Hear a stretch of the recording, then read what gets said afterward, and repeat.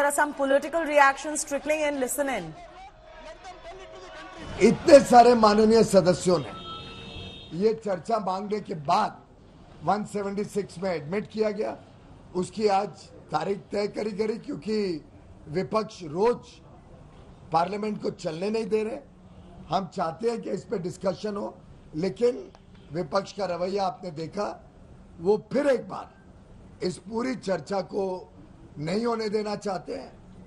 कुछ तो बात है जो वो भाग रहे हैं, छुप रहे हैं चर्चा से। I have already given a notice under 267.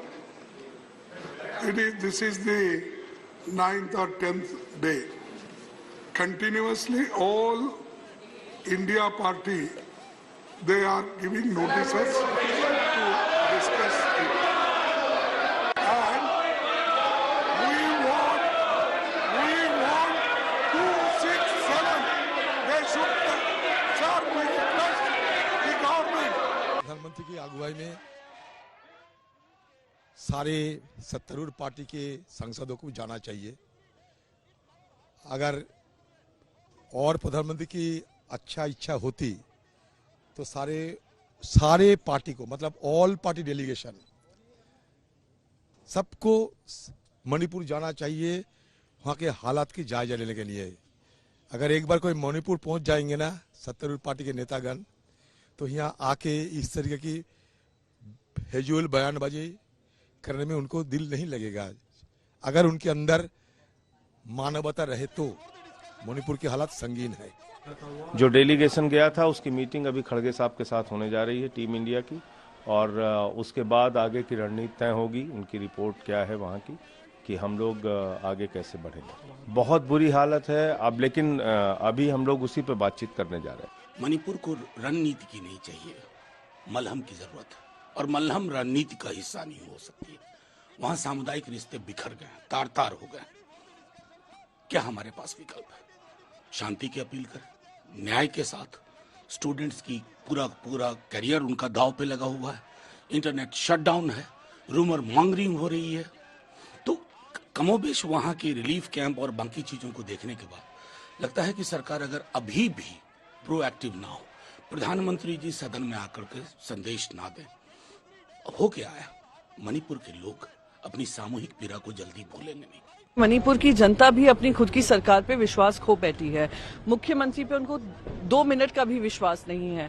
वो खुद जो 2 महिलाएं हैं जिनका वीडियो वायरल हुआ था, वो अब सुप्रीम कोर्ट के दरवाजे खटखटा रही हैं क्योंकि उनका विश्वास नहीं है।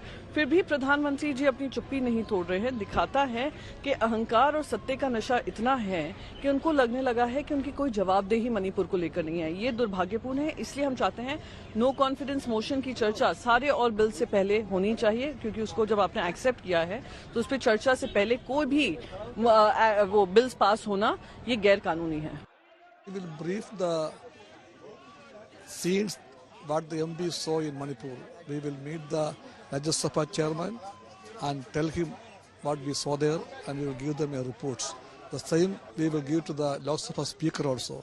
We will try to meet the Rashtrapati and to tell her what we have seen there, and we should try to tell the government of India through the Rashtrapati that this situation in Manipur is really very, very alarming for the whole country. जो उधर हुआ है उसके चर्चा सदन में होना चाहिए। तो सदन में हम चर्चा करने के लिए जब तैयार है, जब सदन चल रहा है, तो बाहर जाके ऐसे स्टेटमेंट तो देख क्या है ना, जो बोलना है सदन में बोलने दो, जो उसको उस विषय पर जो उत्तर देना है, रिप्लाई देना है, चर्चा करना है, वो सब के लिए सरकार तैयार है। ये बार बार हम इन लोगों को रिक्वेस्ट कर रहे हैं, अपील कर रहे हैं। तो अगर इसमें ये संवेदनशील मामला है, इसमें पॉलिटिक्स करना बंद करना चाहिए। पहले सदन के भीतर आए, चर्चा में भाग लें, और जिन भी विषयों पर उनको चर्चा करनी है सरकार पहले दिन से तैयार है।